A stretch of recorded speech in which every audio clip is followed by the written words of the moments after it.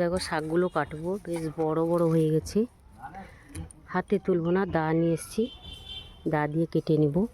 বড় বড় হয়ে গেছে তো তুলতে সময়ও লাগবে, দা দিয়ে কেটে নিলে খুব তাড়াতাড়ি কাটাও হয়ে যাবে। এই দেখো দা দিয়ে কেটে নিলাম শাকগুলো, দেখেছ? শাক কাটা হয়ে গেছে। এবার চলে এলাম পুকুরের পাশে, দুটো হিংচে শাক তুলবো। আমার ছেলে হিংচে শাক খেতে ভালোবাসে।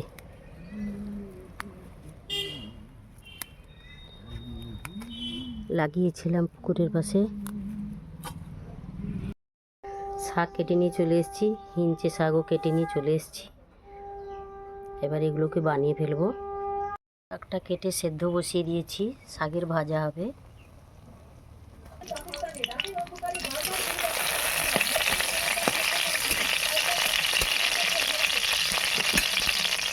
শাকটা ভাজবো।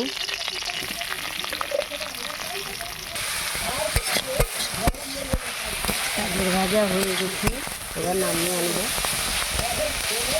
একটু রসটা মরে গেলে নামিয়ে আনবো। শাক ভাজা হয়ে গেছে, এবার নামিয়ে আনবো।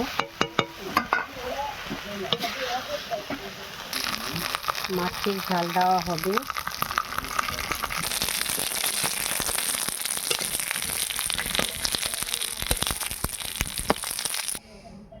মাছের ঝাল দেওয়া বসাবো। পাঁচফোড়ন জিরা দিয়ে দিলাম।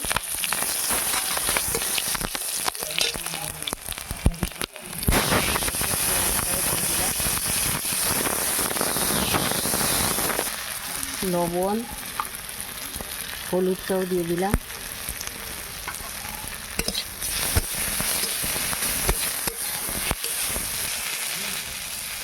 এবার তেজপাতা দিয়ে একটু নাড়াচাড়া করবো।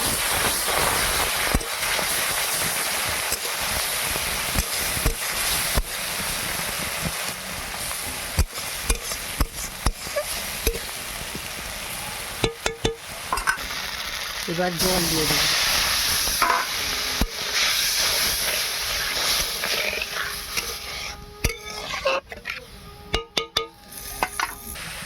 এবার মাছটা দিয়ে দিব।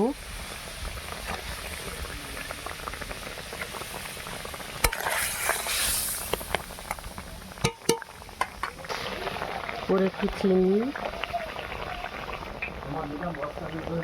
আর কাঁচা তেল দিয়ে নামিয়ে আনব।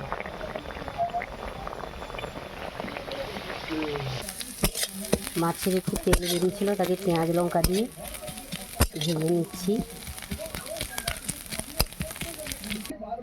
বন্ধুরা আজকে কি রান্না করেছি দেখো। মাছের তেল ছিল, তাকে পেঁয়াজ লঙ্কা দিয়ে ভেজেছি। শাকের ভাজা হয়েছে, মাছের ঝাল দেওয়া, হিংচে আলু মাখানো হবে, খাওয়ার সময় মাখানো হবে। আর এই যে দই জার বসছে, দই আছে। আজকের এই মেনু। বন্ধুরা কেমন লাগলো কমেন্ট করে জানিও। তোমাদের কি রান্না হলো কমেন্ট করো।